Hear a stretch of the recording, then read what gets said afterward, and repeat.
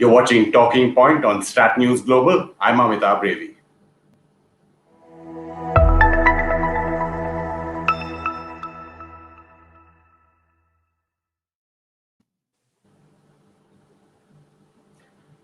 A pleasure to be joined again from Bengaluru by Ambassador Nirupama Menon Rao, India's former Foreign Secretary, former Ambassador to the US and to China, as well as High Commissioner to Sri Lanka as well. Thank you, ma'am, for joining us. I know it's been a busy day for you. Thank you. Good to be here. Good to be back, Amitabh. And Jeff M. Smith from Washington, D.C. He's a South Asia specialist and scholar with the Heritage Foundation, well known in India and a good friend of India as well. Glad to have you on Strat News again, Jeff. It's good to be here. Thank you. Ambassador Menon, we've just got a readout from the Ministry of External Affairs about the WMCC meeting. But I wanted to just go to what Secretary of State Pompeo has said in his speech at the Nixon Library, and he's chosen that obviously for a particular reason, almost 50 years since what happened between the US and China. And he pulled out a quote from ex-President Nixon saying that he had said that he'd feared that he had created a Frankenstein by opening the world to the Chinese Communist Party. So clearly the US again opening up a broadside against Xi Jinping and the CCP. What's your reaction to that, and what should India really be doing in the face of this new emerging dynamics of what's being called countervailing coalitions?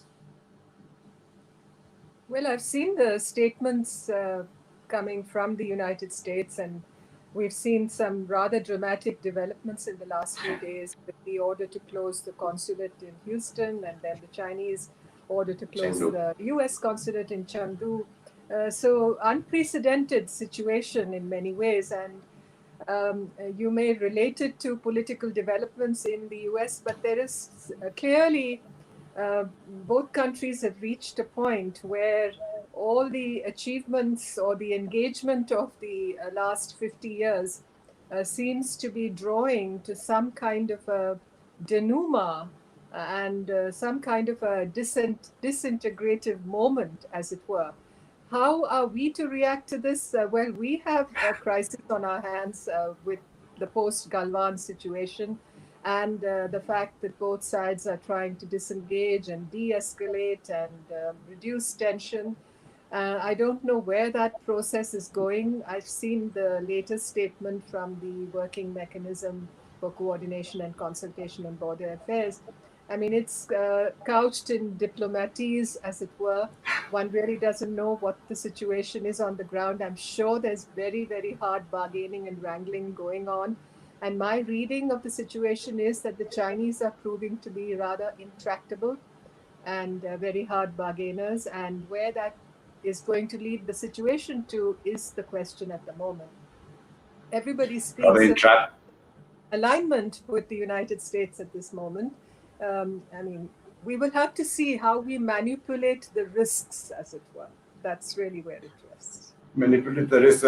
Jeff, you've seen that readout as well. And before that, I just want to say how popular you are. Already comments coming in. Jeff, Manish Bhardwaj saying, I love Jeff. Looking forward to the conversation. Kaushik Devnath always getting insights from Jeff. I'm looking forward to that. But anyway, just on a more serious note, and we'll go to the WMCC. As Ambassador Menon pointed out, a lot of diplomats there. But the fourth in the series of speeches by senior U.S. officials, Mike Pompeo yesterday after the NSA, the FBI director, the Attorney General as well. Mike Pompeo also pointing towards China's military, the PLA, it's becoming stronger, it's becoming more menacing, and the approach should be to distrust and verify. Now, again, he's choosing his words very carefully, a reference to Ronald Reagan and the 80s mantra against the Soviet Union. It was a very different calculus then, even in terms of India. How do you see India reacting in terms of what Ambassador Menon was talking about, this realignment with the US trying to lead it? Well, if I had to guess, if we used sort of past history as a guide, I would suspect that the latest crisis at the border will provide further motivation for India to realign its foreign policy. This is a direction that we've been moving in for over 10 years now. a partnership with the U.S. that I think has accelerated over the past 5 years since the Modi administration took office. I think there have been several important things that were on my wish list for strengthening India-U.S. ties that had been outstanding for many years that we've been able to get done in the last few years. And I think the Modi and Trump administrations deserve credit for that. I think the lore of the U.S. and of the Quad and others has been growing stronger as China has been increasingly showing its true colors, and as I think we've been building trust and confidence with each other. I think those are complementary dynamics. And again, if past history is any guide, when we've had crises like these, I think it has reinforced what a partnership with the U.S. can do for India. I think the intelligence sharing that's going on behind the scenes and the diplomatic support that's happening in the public-facing arena, I think those matter to India. I think it's crises like these where you see where your friends stand and where your adversaries are, or where neutral parties are that don't want to weigh in. And so I do think this strengthens the impetus for India-U.S. relations. I think it will push us further in that direction. But how far, how much of a paradigm change is this will depend on the Indian government and how they view the crisis and how much of a game changer it is from their perspective. How much does this need to force a fundamental rethink of how we approach China, how we approach the U.S. and the Quad, and so forth? And that's still an open question. We've seen some tough measures to hit back at China immediately after the crisis. But there's also delicate negotiations going on now. And I think it'll take a while before we really see what the long-term implications are. Mr. Menon, a game changer. How does India view this in terms of the US? And you earlier in your earlier statement mentioned the risks. What are the risks of the realignment with the US? Well, I'm talking of the current risks as, the process of engagement goes on, and we're trying to achieve a level of this de-escalation with China. And given the fact that the thin-skinned nature of the Chinese has been proven again and again, and the way, despite the fact that they're a big and powerful country, they are so prone to suspicion and insecurity, those are the risks involved. I think also, as I see the Indian government's reactions in the last few days, I was a little perturbed by, for instance, the reaction on Hong Kong. At the UNHRC in Geneva, our permanent representative made a kind of a statement on Hong Kong. And I say a kind of a statement on Hong Kong. I really don't know where that was going. Similarly, when the Dalai Lama's 85th birthday was celebrated a few weeks ago, we didn't send a birthday greeting. So obviously we're moving with a great deal of caution, as if we were skating on rather thin ice. But coming to the relationship with the United States, going by the levels of trust and confidence between the two countries, we've just marked the 15th anniversary of the Civil Nuclear Initiative between the two countries. So there's a great deal that is going on in that relationship, the institutional framework of that relationship, the ground we've covered, the defense and security relationship. Jeff just mentioned the intelligence sharing. There's a great deal of value addition to this relationship that has happened, just as at the same time we've seen attrition, we've seen friction, we've seen tension with China, and a dissipation of all the gains that we thought we had made in the last 30 years, especially, post Rajiv Gandhi's historic visit to China. Mr. Pompeo making that statement at the Nixon Library reminded me, has there been a Nixonian moment in our relations with China? Perhaps not. We thought the Rajiv Gandhi visit was such a Nixonian moment. But I'm afraid, we created more than a Frankenstein, I'm afraid. Jasmine, again, you were talking about intelligence sharing, cooperation in the defense field. We've seen cooperation on high-ticket items like the Apaches, the Chinooks, M777 howitzers, all being seen in the area around Ladakh, the Boeing C-17s, the 130Js. We also believe that there is some co-development for an air-launched UAV between the US Air Force and the Indian Air Force with a startup. Now, also recently what we saw was PASEX, the passing exercises with the supercarrier, Nimitz carrier strike group. Earlier, India also exercising with Japan, France, Australia separately. Malabar, Australia is apparently going to be invited again. Now, how important are these military exercises in sending a signal to Beijing to change its behavior? Do you think that really impacts on it? Well, I hesitate to draw too sweeping a conclusion from these exercises. You know, I don't think it's likely that they're going to have a deterrent effect on Chinese behavior. You know, a PASEX exercise is among the sort of simplest naval exercises two countries can do together. But I don't think anyone was under the illusion that this would have a deterrent effect on China. That's not what it's about. It's about symbols of unity. It's about gaining operational experience, operating together and working together. And for India, particularly with something like Malabar, which has become so politically sensitive and dramatized, I think it's a sign that, assuming that there is going to be an invitation to Australia, because we read about this forthcoming invitation at least once a week, but assuming India does eventually take that move, I think it's also a symbol of showing to China that, you know, we're not going to be so deferential to your sensitivities anymore. There's been this idea that we have to sort of walk on eggshells and make sure that nothing we do offends China, and that includes who we can do military exercises with and who we have alignment with.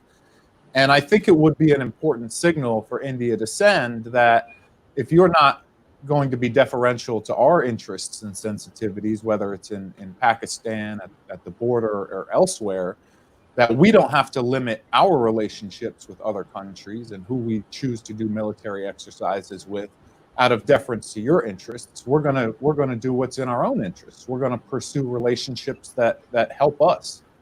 And so I think there is symbolic value in some of these military exercises, particularly Malabar, in the strategic intent that they're signaling.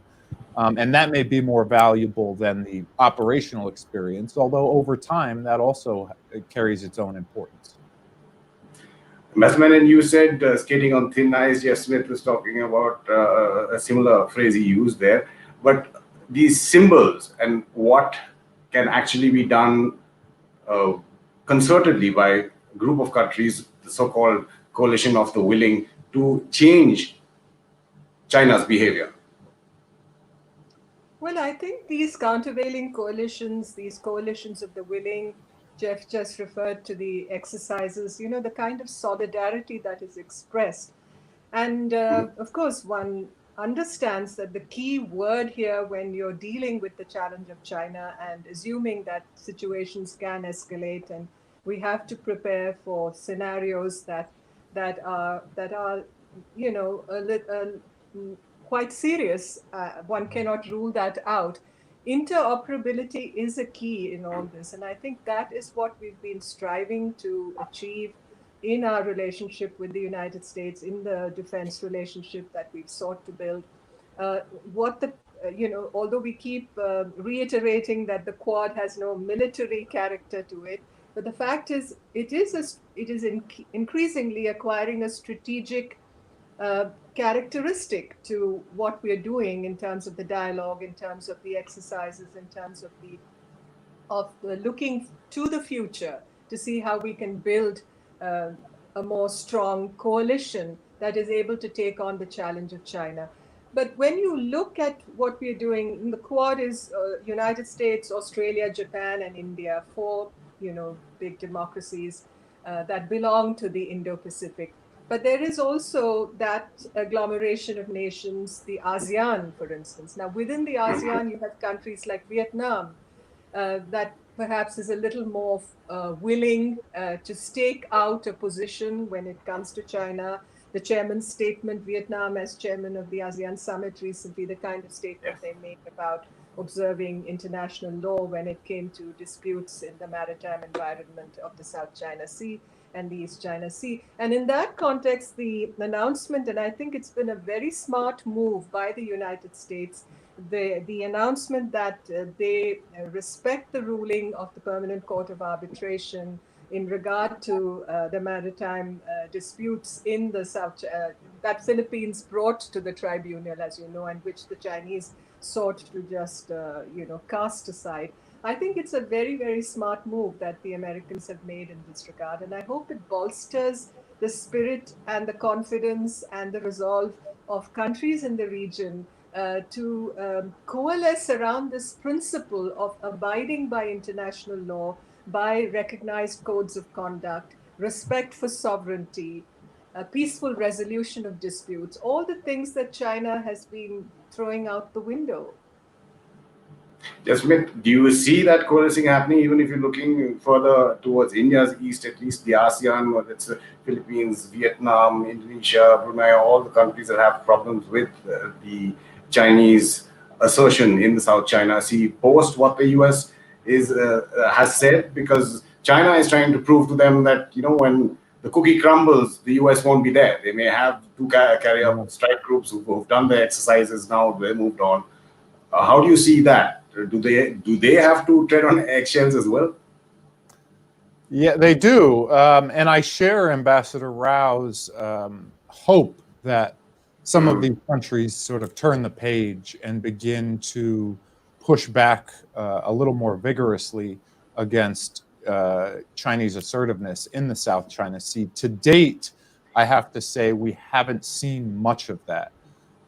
You have a lot of capitals in Southeast Asia that are constantly playing this balancing and hedging game where they want, above all, to avoid having to make a choice between China and the US, avoid provoking the Chinese, even when it would seem to be very clearly in their national interest to do so. They want to reap as much economic rewards from engagement with China as they possibly can, while doing as little as they have to maintain their autonomy and security. And China has done a very effective job with elite capture in these countries, with providing positive economic incentives to align with China or not to get closer to the United States or push back. I think they wield both carrots and sticks rather effectively, playing off these countries' natural proclivity to not want to choose sides, to not want confrontation. They all want to keep the good relationship with the US and the good relationship with China. And, thus far, I think they've concluded that they can continue this balancing act. I think if the Chinese keep pushing, keep up the wolf warrior diplomacy, keep overplaying their hand, the way I think they're doing with India, we could eventually see a change in threat perceptions in Southeast Asia, particularly more likely in countries like Vietnam or the Philippines, potentially in Indonesia or Malaysia. But that will require, I think, China really overplaying its hand, and it's threatened to do so on several occasions. So it's not out of the question.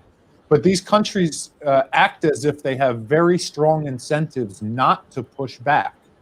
And that, in some ways, I think is what separates the Quad, is that Australia, Japan, India, the US have proven time and again that we're not afraid to push back when China is infringing on our interests. We're not afraid to say no, whether it's the Belt and Road Initiative or Huawei or territorial aggression.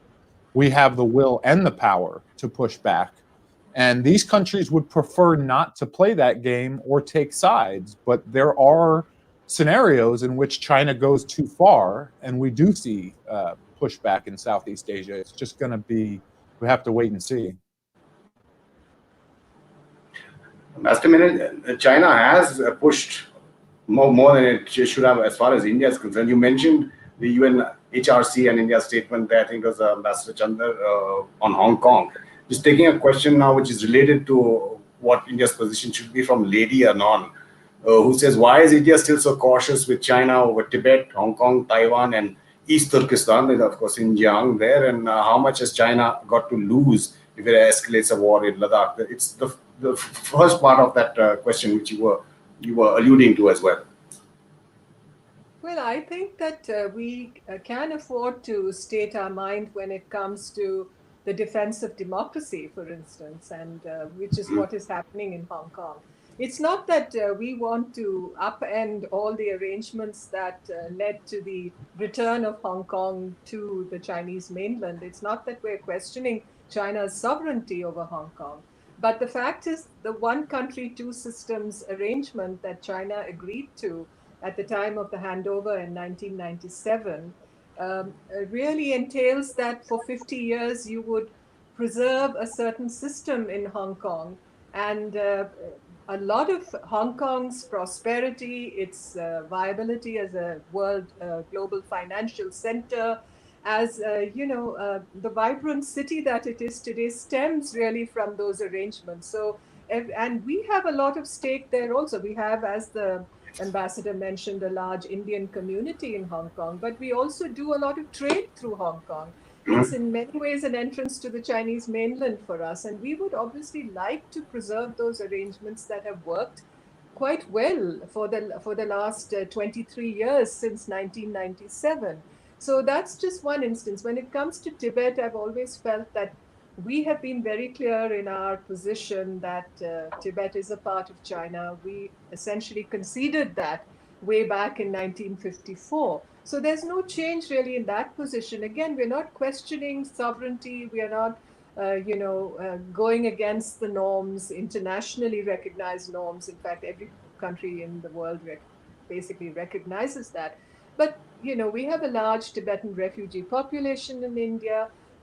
His Holiness the Dalai Lama has lived here among us for the last 61 years, and he is almost Indian now. He always says that. He proclaims it out loud. So in many ways, I feel we should give him that respect and that recognition, and keep that in mind always. That recognition you gone public that possibly even award him the Bharat Ratna. That recognition is what you've gone public with that. Yeah. He is so Indian. He is by now. He's essentially stood for so much that we believe as a democracy needs to be upheld and protected. I just want to bring in all the alphabet soups here, Jeff Smith, Lemoa, the other military arrangements. Now, I think another friend of yours in India, our founder and editor-in-chief, Nitin Gokhale, is probably going to come out soon with another story about Becca, that there's been movement on that as well. Now, how important are all these arrangements that India is associating with the US? And of course, we're working with Japan, and there's even talk of, say, Russia as well being added to Australia and France. Very important, I would argue. It depends on which military agreement you're talking about, but each of them can provide sort of key functionality and interoperability between the Indian and US militaries. You now have a situation where the Indian and US navies are refueling each other's ships at sea. This just began in the last few years. This was something that was probably unthinkable over a decade ago. We can now access each other's supplies at each other's military bases on a provisional basis. This is a big deal for US carriers and naval groups operating in the Indian Ocean, and for the Indian Navy operating in the Western Pacific. We can now provide India our highest level encrypted communications gear when we sell military technology to India. It used to be the case that we would sell India an advanced platform like a P8, but we would have to strip out some of the most advanced communications gear that not only made the product less valuable for India, but made it so that we couldn't communicate with each other over encrypted communications networks.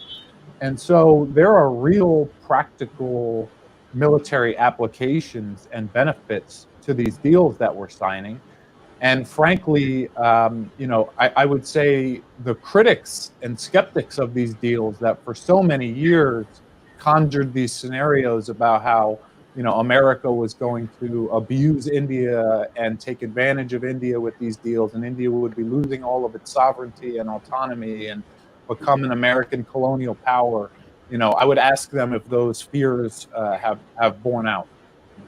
You probably have to ask a lot of people about what Ambassador Menon was talking about, the civil nuclear deal as well, and all the opposition that came there. From the military field, Ambassador Menon, if I could just look at what's happening on trade and the economy, we saw what was in the run-up in the last few years between India and the US, but now there's talk by the minister himself, Piyush Goyal, that there could be a limited trade deal, what he's called an early harvest preferential trade agreement for maybe 50 to 100 products before a robust FTA that would probably just come in after November and the elections there. But is movement on trade happening or being allowed to happen because of that negotiations can take place without all the focus on it, like it has been in the past, because of what's happening with China? I really don't know, but I welcome the announcement from Mr. Goyal, and I think it's been a long time coming. I think we should have done it quite a while ago. And I hope that it moves to satisfactory culmination, that it's not held up for this reason or the other. I think it's a very good first step, but obviously we have more differences to sort out. Trade has always been, I think, that kind of a factor between both our countries. But that hasn't stopped us from developing relations in other fields. All the achievements that we have to our credit for the last 15 years or so. I mean, just look at the multifunctional, multifaceted relationship that we've built with the United States. I think it's unparalleled and unprecedented. And I think that's the strength that we should draw from it. Of course, trade, immigration, visas, intellectual property rights, data localization, e-commerce, all these things are complicated issues and they will take time to resolve. But between strategic partners, even if we're not allies in the literal sense of the word, I think there's so much between us today that speaks of a very, very robust and healthy relationship. Jeff, a quick word on, hopefully, he said just a couple of more calls were needed, the Minister Piyush Goyal, for this limited or early harvest trade deal. Well, I called it the Groundhog Day trade deal because every day we wake up and it's almost done. It feels like we're reliving the same day over and over again. I don't work as much on the trade or economic portfolio. It's something I'm grateful for every day because that has been a point of frustration. It is a difficult portfolio. There are a lot of concerns and complaints in the U.S. from the business community about market access issues in India, investment restrictions. I'm sure there are complaints in India about doing business with the U.S.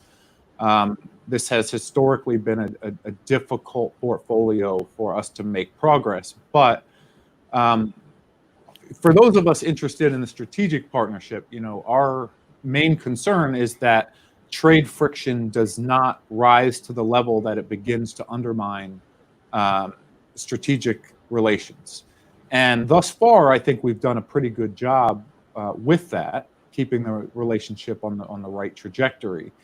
There was concern, a year or two ago that these trade issues were becoming a major point of irritation for the Trump administration and for the USTR in particular. From his tweets, we could see that. His 3 a.m. tweets. Right. And, there was a risk that the USTR was going to launch a Section 301 investigation or really put some punitive measures on India that could have, I think, undermined progress elsewhere. I think we've walked back from that brink, but I think it would be a mistake to get complacent and think that everything is fine now on the trade front. So I hope both sides remain very motivated to get at least a limited deal done. And there does seem to be the the will and the high level direction from the president and the prime minister's office to get a deal done. You have both countries that now find themselves outside of multilateral trading arrangements in the Indo-Pacific. So you would think we both have an incentive to want to enhance bilateral trade. So the incentives are there, the political push is there. I don't know what it's going to take at this point, but they need to make some substantial progress soon. Ambassador Menon, when we are talking about countervailing groups or coalitions, now China has its own, and we've seen North Korea, Pakistan, of course, firmly in their stable, so as to speak. Nobody else, but there has been a lot of movement, or at least reports of movement versus Iran. I beg your pardon, with Iran. And how does that impact India, especially the route that we wanted to bypass Pakistan through Chabahar, Iran, and on to Afghanistan, to Central Asia, even up to Russia, and especially if China is gaining a hold because of the isolation of both China and Iran in the world, because of the situation currently, Ambassador. Yeah. Before I answer your question, just a mention on trade. The announcement that we might see early harvest deal with the United States, the preferential trading arrangement. I think you have today to connect everything. I mean, what is happening with China and on the trade front, on the border, what is happening to our own economy at the time of COVID. I mean, these statistics don't look good as far as our economy is concerned. I was just at a discussion earlier this afternoon, and the figures were pretty worrisome. So I hope that the government now has this kind of epiphanic moment when it connects these things together and understands that we have to move resolutely and with an approach of principled realism, as it were, to use a phrase we usually use in IR theory. I think we need to look at all these things in a very clear-headed and calculated manner, as it were. Coming to Iran, well, yes, in many ways, I think Iran's the situation that Iran faces vis-a-vis the United States, the sanctions that have been imposed, the collapse of the JCPOA, all that I think has driven Iran into a certain place, as it were. And its own isolation, I think, within the region of which it is a part is also, I think, a complicating factor. And the Chinese, driven obviously by their mercantilist objectives and also their desire to secure a strategic foothold in the region, have tried to move to make this deal, as it were, with Iran. We really don't know to what extent this will fructify into a close embrace between the two countries. I've heard about some skepticism within Iran itself about how they can become close to the Chinese. But we have to look at it from how it affects us as it is. And already, I think, with the US imposed sanctions, we've had to draw back from Iran. It has had implications for our own imports of energy from there, our trading, even the whole situation with Chabahar port, although we assume that a certain exemption would be given to us as far as the Chabahar project would be concerned from the United States. I understand that the details were pretty difficult to work out, and it was not easy to get some of the moving parts relating to these projects to work together. And be that as it may, I'm not saying that we shouldn't have been faster about implementation. I think we have always said that we lack the implementation gene, just as Xi Jinping says he lacks the hegemonic gene. You can't believe him on that, of course. But anyway, so we were slow also in implementing what our project requirements were. But it is a pity because we've somehow, whatever news is coming out would suggest that our intention to lay that railway line to the Afghan border, to build that corridor into Afghanistan that would have bypassed Pakistan, has been compromised as a result, which is a shame, which is an unfortunate development. Well, the reports to denying that as well, saying that we can come in later. The Iranians have also gone back. But there is a lot of confusion. Later, tomorrow is another. Sorry. They say, tomorrow is Yeah. We were talking about Iran. If you want to make a comment on that, Jeff, because of the involvement of the US, but also wanted to get you to comment on Russia and the historical links that India has had.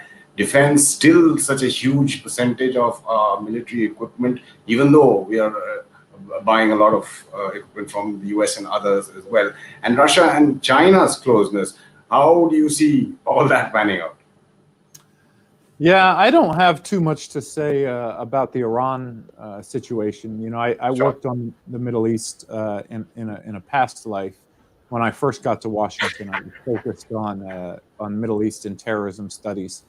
And so the only thing I'll say about Iran in the U.S.-India context is I was actually surprised and somewhat impressed. I thought that it showed a level of maturity in India-U.S. relations that the Chabahar port did not become a bigger point of contention between India and the U.S. Yes, there was pressure on India to curtail oil imports from Iran. I think that was an issue that we actually navigated rather successfully. But I think both the Obama and eventually Trump administrations were willing to carve out an exception for India to do business at Chabahar was, not guaranteed, and I think a sign of how far we've come. Now, I know from India's position, this is still a point of frustration because even though it was allowed to do things at Chabahar, it wasn't allowed to access certain aspects of the banking system, and these sanctions still limited its ability to engage with Iran. But Iran, there was another point in time in which things like Chabahar and these oil imports would have been a major, potentially source of disruption in India-U.S. relations. And the fact that we're able to tackle those disputes now, I think, with more maturity was a good sign, even though it didn't end up working out for commercial reasons and otherwise. Russia is a big, complicated issue that we could probably spend all day on. Oh, but yes. I think we both have some work to do on the Russia question. I am personally not supportive of the CAATSA legislation in the U.S. and of U.S. efforts to sanction countries like India for importing Russian arms. I think that only serves the purpose of driving a wedge between the United States and India, which is what Russia wants. So in an attempt to punish Russia, you're actually undermining your own strategic interests and handing Moscow a victory, potentially. Now, we haven't actually seen CAATSA sanctions applied yet. They've been threatened on Turkey, they've been threatened on India, but they haven't yet come into force or been a problem in bilateral relations. But frankly, I would like to see that legislation amended in moving forward, because I don't want, we understand that India has a lot of legacy Russian hardware and that it's simply not practical for it to tell the Russians tomorrow we're cutting you off. They wouldn't be able to get spare parts. They wouldn't be able to service their previous equipment. And they have an interest in continuing to buy Russian hardware, capable Russian hardware, frankly. We don't have to like it, but that shouldn't cause a disruption in our relationship with India, in my opinion. What I think India has to do is really evaluate how much of an ally Russia can be in its competition with China. There was a time in the 1970s in particular when cozying up to Russia made a lot of sense because it was the only viable major power that could provide some insurance against Chinese aggression. I don't know that that's the case any longer. And if you look back over the past 10 years of crises in China-India relations, and you look at the positions Russia has been taking, it's been drifting more and more toward a neutral party between the two countries, even in some cases a bias toward China. It's now selling China top-end military hardware before it sells it to India. So its value as a source of balancing against China, I would argue, is declining. Now, that again, that doesn't mean that there's just going to be a major rupture in the relationship tomorrow, but I think there should be a long-term recognition of the shifting chessboard, of the shifting balance of power, of the shifting nature of geopolitics in the 21st century. And I think it's just going to be a very different India-Russia relationship than it was in the 20th century. Ambassador Menon, you want to take that last comments on Russia? I mean, even now we've gone to them for MiG-29s and Sukhoi 31s and MKIs, I beg your pardon. They talk about even the S-400 being expedited. Do you agree with Jeff on that? Well, as somebody said, there are no tectonic shifts in India. I think that's very difficult to see that kind of, ground shifting, as it were. So we still have those linkages with Russia, and we still source a lot of our defense equipment from there. The fact is that relationship, as Jeff said, is nowhere where it was in the 20th century. And it's time perhaps we looked at it from that angle also. But India has, I think we feel comfortable, as I think the foreign minister said it 2 days ago, that a multipolar world with more plurilateral arrangements. So that's a way of redefining strategic autonomy also. I think that linkage with Russia will be maintained, but I think we will have to gradually, and I'm being again very realistic here, even if we have a lot of equipment in the Army, the Navy, and the Air Force that we've had sourced from Russia in the past, and we'll have to continue to keep that in mind in order to keep these serviced and properly running. But when we talk of interoperability with our new Indo-Pacific partners, as it were, how do we define interoperability? How do we define the utility of these compatibility agreements that have signed with the United States? So all this, I think, requires us to really look at all these issues through these new lenses, as it were, and not, as I said, be comfortable about the way we've lived life all these years. Ambassador Menon and Jeff Smith, of course, as Jeff, you pointed out, we could go on all day, but let me end by just last comment from one of our viewers. DK Sharma says, thanks. It's always a pleasure listening to Ambassador Nirupama Rao and Jeff Smith. Thank you again, both of you, for coming on Talking Point. Thank you. You're watching Talking Point. Thank you. Bye. And just a reminder for our viewers, just get on to StratNewsGlobal.com for the latest news and analysis from Indian perspective. You can tag us or follow us on our social media handles, tweet us on Facebook and on Instagram, and just click on that bell icon on YouTube if you want to get live reminders for videos that we put up like this one. Thank you again to both our guests. You've been watching Talking Point. I'm Amit.